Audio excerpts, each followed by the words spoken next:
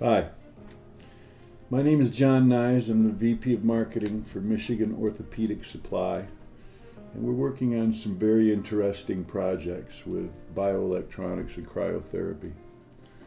The reason I'm putting this together is we just finished doing some research and a blog post about something that I'm passionate about. And the reason I'm passionate about it is because I don't have enough fingers. I have 4 boys. They all played sports. I ran the football program for a few years. I coached baseball for well over a decade. Coached football. Had a blast.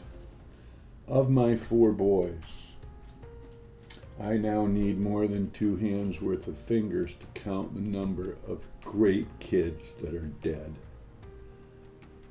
as a result of opiates. Multiple ways to get down the wrong path. And through this research, we started to see that young people's brains are not fully developed in the frontal lobe. It affects them differently. And the numbers just don't add up. If you have a young person and anybody is thinking about prescribing opiates to them, please rethink that. The link to the blog post, it's targeted towards clinicians, but it's written in language that's easily absorbed by everyone. The numbers don't add up. There's something called NNT, number needed to treat. It's a measure in the pharmacology world. And basically what it says is, how many people do you have to treat with a given protocol or a given therapy in order to achieve a certain result? In this case, the measure of the result is a 50% reduction in pain. So the NNT, the number of people needed to be treated by opiates, oxycodones, even hardcore stuff like tramadols, 4.6 or 5.5, 15 milligrams of oxycodone has a NNT of 4.6. So you've got to treat 4.6 people. We'll make the math easier. You've got to treat 46 people to have 10 people achieve 50% reduction in pain. What? How do we get to the point where we have an opiate crisis? It's incredibly ineffective. I have been in intractable pain. Intractable pain is defined as pain that is so intense it'll kill you if they don't fix it. I've also had some interesting things happen with orthopedic injuries. I've been through a lot of surgeries, and I know pain.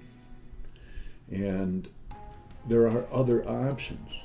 The NNT of 4.6 for 15 milligrams of oxycodone is ridiculous when you compare it to the fact that if you take prescription NSAIDs, Tylenols, ibuprofens, etc., they range from 2.7 to 1.8.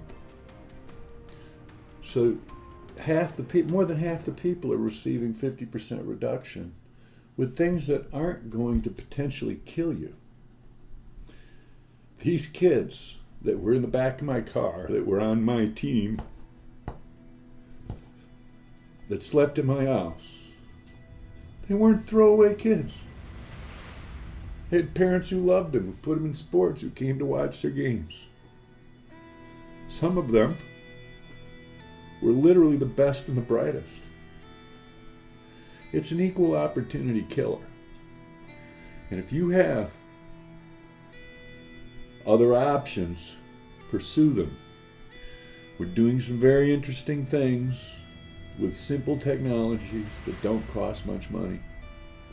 And they sure don't put people in this category of risk, especially young people. Take a look at the data. That's all we can ask. Talk to your physician about that.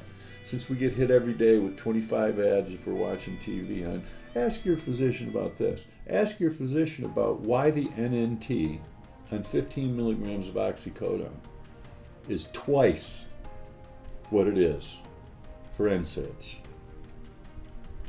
I think that's a valid question. Good luck. God bless. Don't let your kids fart around with this stuff. I was given fentanyl, 2 doses in the back of an ambulance about 1.5 years ago. Nothing. It didn't even have an impact. But it can be so viciously addictive. All these opiates are. And whether they get them from swiping them from their parents that are being treated, or they get them from a friend who swiped them from their parents, or they get it on the street, the net result is devastating. I ain't got enough fingers.